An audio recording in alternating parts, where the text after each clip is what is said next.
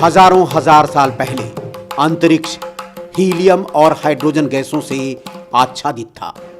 फिर oxygen, nitrogen और carbon dioxide जैसे गैसीय तत्वों से तारे, नक्षत्र और जीवन शक्तियां उभरी।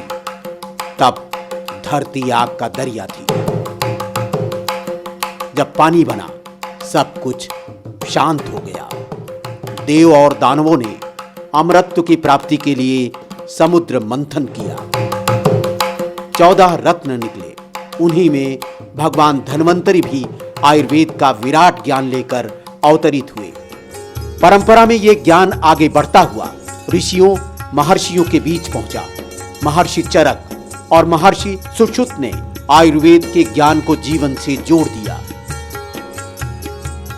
परंतु अंग्रेजी हुकूमत ने भारत पर जब साम्राज्य स्थापित किया, उसकी दमनकारी नीतियों ने भारत की इस ज्ञान संपदा को दबाया, कुचला और विषाक्त किया। सन 1907 में गोदावरी नदी के तट पर त्र्यंबकेश्वर में आयुर्वेद का ज्ञान संरक्षित करने का संकल्प लिया गया और वैद्य शंकर दाजी पदे शास्त्री ने अखिल भारतीय आयुर्वेद कांग्रेस की स्थापना की और इलाहाबाद की मिट्टी से जुड़े कुंवर सरजू प्रसाद नारायण सिंह जी बहादुर को अध्यक्ष बनाया गया। वैद्यों की ये दमदार संस्था स्थापित हो गई। कड़ियां आगे बढ़ती रही। बनारस हिंदू विश्वविद्यालय के सूत्रधार महामना पंडित मदन मोहन मालवीय भी इसके अध्यक्ष बनाए गए। वैद्य समाज का प्रयास निरंतर कारगर रूप में आगे बढ़ता रहा।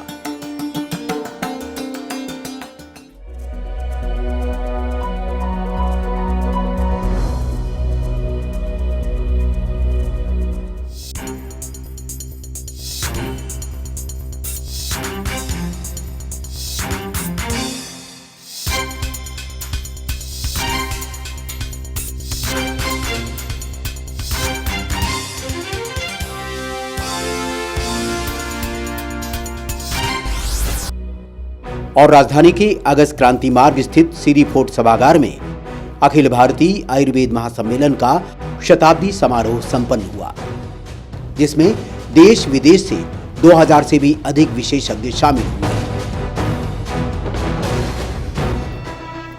समारोह का उद्घाटन महामहिम राष्ट्रपति डॉक्टर प्रतिभा देवी सिंह पाटिल ने दीप प्रज्वलित कर किया।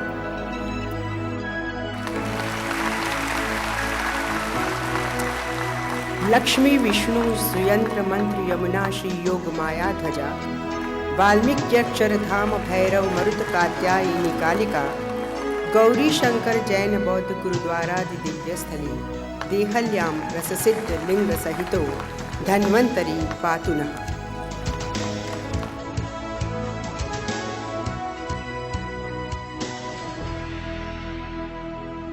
दिल्ली की मुख्यमंत्री श्रीमती शीला दीक्षित और केंद्रीय स्वास्थ्य एवं परिवार कल्याण राज्य मंत्री एस गांधी सेल्वम भी इस अवसर पर उपस्थित थे।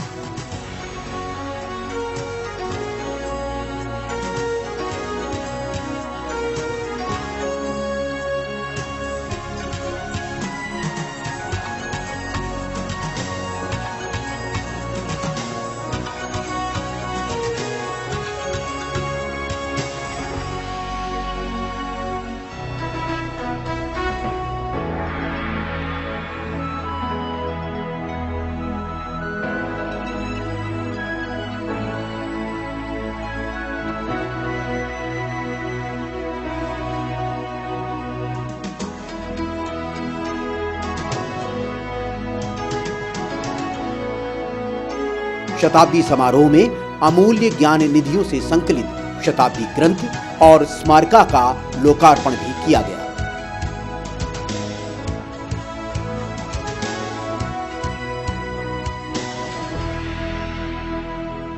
अखिल भारतीय आयुर्वेद महासम्मेलन की स्थापना गोदावरी के पवित्र तट नासिक में वैद्य शंकर दाजी पदे शास्त्री के प्रयत्नों से सन 1907 में की गई थी। प्रतिवर्ष वैद्य समाज इस संगठन में एकजुट होने लगा और अनेक देश प्रेमी राजनेताओं, विचारकों एवं वैज्ञानिकों ने इसे पल्लवित करने का योगदान दिया। महामना मोहन मालवीय जी भी इसके अध्यक्ष रहे। आयुर्वेद की महान विभूतियों में कविराज गणनाथ सेन, कैप्टन जी श्रीनिवास मूर्ति, आचार्य विक्रम जी, आचार्य यादव जी विक्रम जी, श्री पंडित शिव शर्मा जी, वैद्य श्रीराम शर्मा जी और इसी सदी के गणनायक पद्म विभूषण वैद्य श्री बृहस्पति त्रिज्ञा जी जैसे महान आयुर्वेदिकों की अध्यक्षता में निरंतर प्रगति करता हुआ यह महासम्मेलन 100 वर्ष पूरा कर चुका है। आयुर्वेद जो है, जो हमारी बहुत पारंपरिक एक बीमार को ठीक करने की जो पारंपरिक पद्धति है, उसको एक बहुत बड़ा आशीर्वाद आज मिल रहा है। हम ये सब जानते हैं और हिंदुस्तान में आयुर्वेद का इस्तेमाल किया जाता है। ऐसे हम लोग जब बीमार होते हैं, खासकर जो हमारे वातावरण, हमारे वायु, हमारे खान पीन से ताल्लुक़ रखती हैं, उन बीमारियों को कोई और दवा नहीं लग पाती, आयुर्वेद ज़रूर लग पाती है। About 5,000 years ago, people of these times gathered this knowledge and developed it as a science to remove physically and mentally suffering of mankind.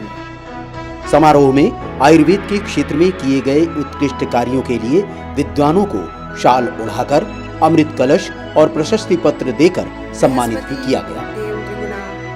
मुख्यमंत्री जी श्रीमती शीला दीक्षित जी ने स्वयं नीचे जाकर उन्हें सम्मान से विभूषित किया। वैद्य पी के वारियर उनका अभिनंदन करते हैं। वैद्य पी वाई खड़ीवाले, डॉक्टर दीपक चोपड़ा, फिल्मकार वीरेंद्र मिश्र। राष्ट्रपति द्वारा आप पहले भी 2 बार सम्मानित हो चुके हैं।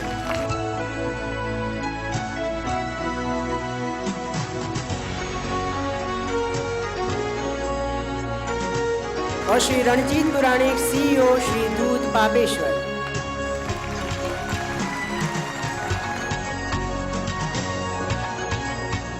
ये खुशी की बात है कि आयुर्वेद विदेश में भी काफ़ी लोकप्रिय हो रहा है और जैसे कि मैंने कहा कि वहाँ के लोग भी इस प्रणाली को जानना चाहते हैं, आजमाना चाहते हैं और उन्होंने इसमें रुचि भी दिखाई है। भारत में आयुर्वेद की अनेक प्रणालियाँ चिकित्सा पर्यटन बढ़ाने में भी पर्याप्त योगदान दे रही है। राजस्थान, हिमाचल प्रदेश, उत्तराखंड आदि के अनेक आयुर्वेदिक केंद्र इस क्षेत्र में अपनी महत्वपूर्ण भूमिका निभा सकते हैं। इस दिशा में हमें और मेहनत करनी चाहिए। स्वस्थ देशवासियों से एक स्वस्थ देश निर्माण होता है। अपने देशवासियों का स्वास्थ्य सुधारने के लिए, उनके जीवन को बेहतर बनाने के लिए पूरा प्रयास करने की ज़रूरत है। इसमें आयुर्वेद बहुत कुछ योगदान कर सकता है।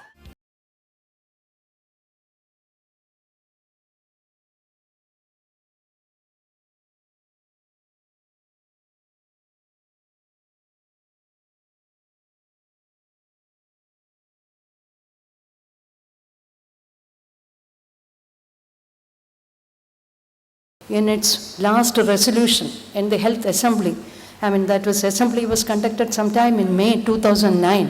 They passed a resolution saying that the traditional medicines should be mainstreamed into the primary healthcare. It's a very practical thing. Whether you recognize these traditional systems as pure science or not, let them be mainstream because they are delivering goods for the humanity.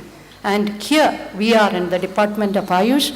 I am very happy to tell you that the Union Cabinet has approved a separate scheme for looking after all the Ayush hospitals, dispensaries and co-location for providing choices in allopathic hospitals. This mainstreaming is a wonderful, I don't think this kind of mainstreaming has attempted by any nation in the world. It's a unique kind of system, a challenge which has been taken care of by the Department of Ayush. There was a mention of high level of anemic women in India. I have witnessed this, that iron folic tablets which are being given to the women, they just throw away because it causes irritation in the stomach. And you know what conditions we have for toilet in the rural areas. So the area which does not have an attached toilet facility, a medicine of iron folic acid which causes irritation to the stomach is a no-go anywhere. So the statistics show of the distribution of iron folic acid and if you say the performance outcome, then the anemic levels have not shown much improvement. We are very happy that Ayush department is also associating with us to give us a little bit of financial support when we are getting a high quality production of these programs. And that is the objective. We are targeting to float this program on air, and DD India is visible in India, so it will be equally available for Indian audience to see it and learn from it. Long years ago, when I was the chief of a major hospital in this town, I had a lot of rhinitis, the sneezing and all the time. I was put on Rhinocords, the local steroids that you have, and other antihistaminics which make you very drowsy. It progressed when I became the Director General Health Services. Then I started having cough and wheezing during certain seasons. It progressed and progressed till I was put on inhalers. And then the quantity of the inhalers continued to go higher and higher. It was so scary that when you leave your home, when you check your purse and all, I used to check my inhaler, lest it is left at home because it makes you so breathless. Then I decided there is something wrong. And I naturally started, getting back to Ayurvedic medicines, much against the advice of my family members who consist of many doctors. And today I'm happy to tell you that with Jal Niti and with all those medicines, I am off all those inhalers. As we know, the Ayurvedic medicines, they comprise of multiple ingredients from plants, minerals, metals, animal origin and marine origin. And there was no lead in the existing pharmacopoeia of the world to tell us how to develop the standards of these medicines. We had developed pharmacopoeial standards of international standards for 540 single drugs in 7 volumes of Ayurveda Pharmacopoeia of India.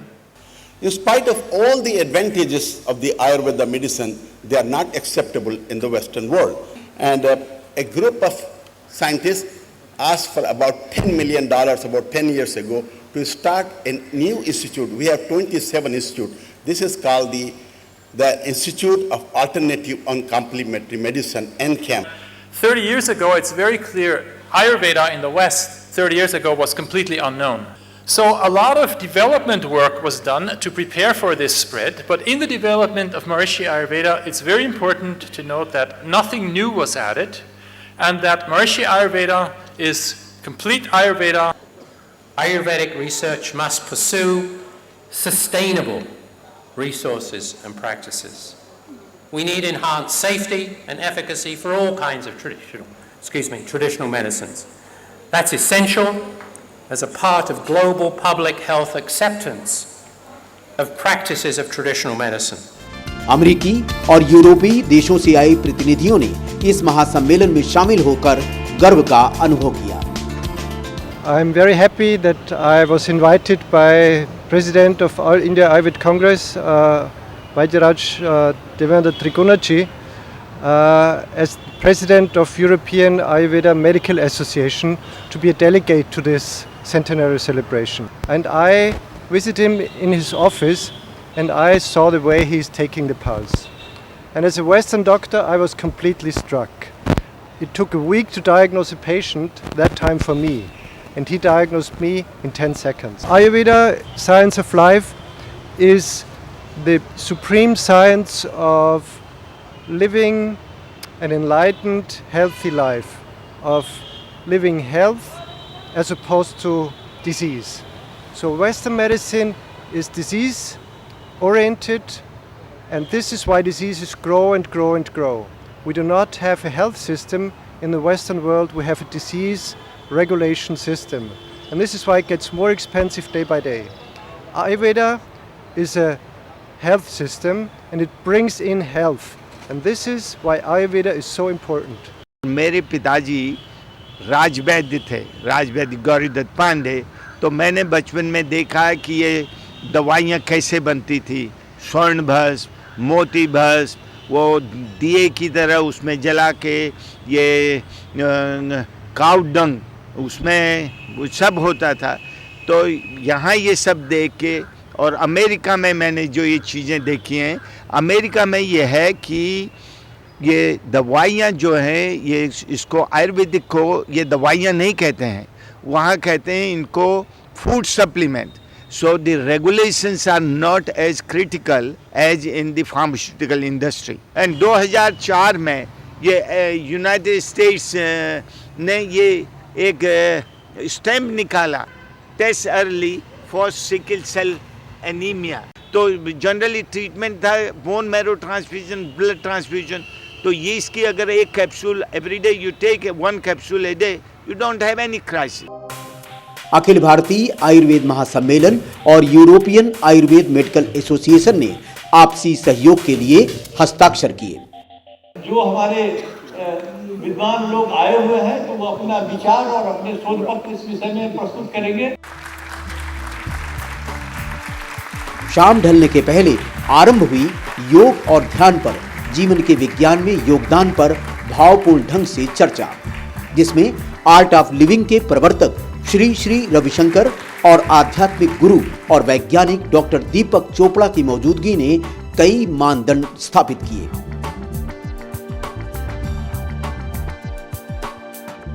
हमें फिर से पर्यालोचन करना पड़ेगा इस बात को लेके कि कहाँ पर हम आयुर्वेद और योग का मिलन कर सकते हैं, कहाँ तक योग में ले जा सकते हैं। ये नहीं कह सकते योग से ही सब बीमारियां ठीक हो जाएगी, ऐसे कोई क्लेम करते हैं तो मैं कहूँगा कि वो मूर्खता होगी। आयुर्वेद नहीं तो आयुर्वेद का एक स्थान रह ही नहीं जाता होगा। तो आयुर्वेद के लिए एक प्रमुख स्थान दिया। आयुर्वेद वेद के उपवेद है, जबकि योग जो है उपांग में आता है।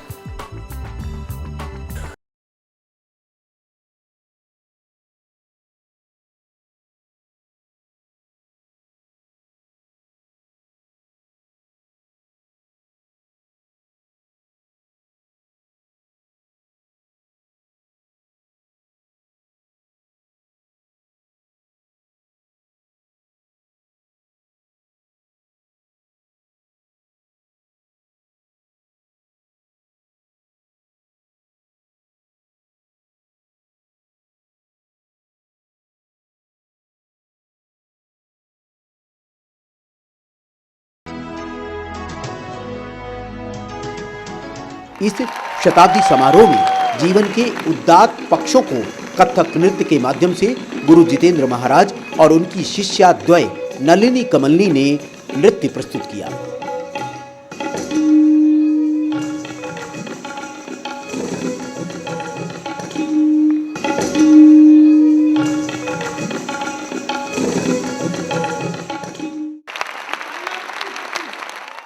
चलिए सब मिलकर एक स्वस्थ और सुंदर समाज का निर्माण में कामयाब हो जाए। गुरुदेव श्री श्री रविशंकर के सानिध्य में जीवन जीने की कला से लोगों ने साक्षात्कार भी किया।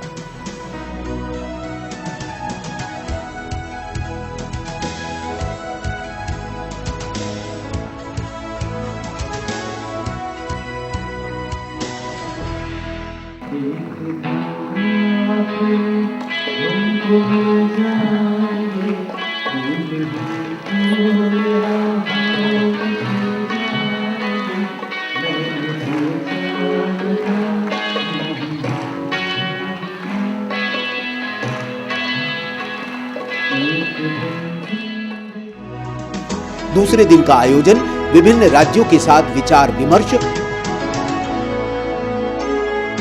और औषधि निर्माताओं और वैज्ञानिकों वैद्यों के आपसी सहयोग चिंतन के लिए यादगार बन गया।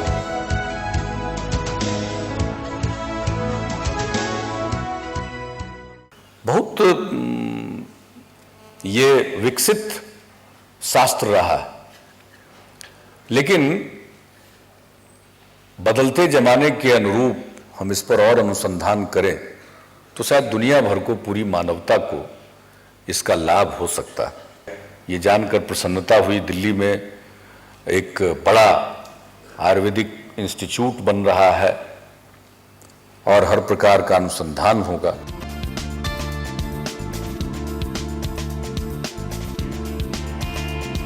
मैं उस प्रदेश से आया हूँ जहाँ चरक ऋषि की तपस्थली है, जन्मस्थली है, और इसलिए हम उसको आयुर्वेद का जन्मदाता भी कहते हैं। मेरा सौभाग्य है कि जो 4 वेद हैं उन 5 वेदों, पंचम वेद आयुर्वेद कहा गया है। और आप सभी लोग हमको और इस देश और दुनिया को बता रहे हैं कि आयुषो वेदा आयुर्वेदा। यदि जीवन को जानना है, जीवन को समझना है, जिंदगी को जीने का कोई रास्ता है तो केवल और केवल आयुर्वेद है, इसके अलावा और कुछ नहीं है। I came from Kerala to attend this seminar। तो 2 दिन का ये सेमिनार मुझे बहुत ही अच्छा लगा और काफ़ी इन्फॉर्मेटिव भी था और एक्सप्रेशन भी, काफ़ी लोगों से मुलाकात हो गई, एक्सप्रेशन भी बहुत।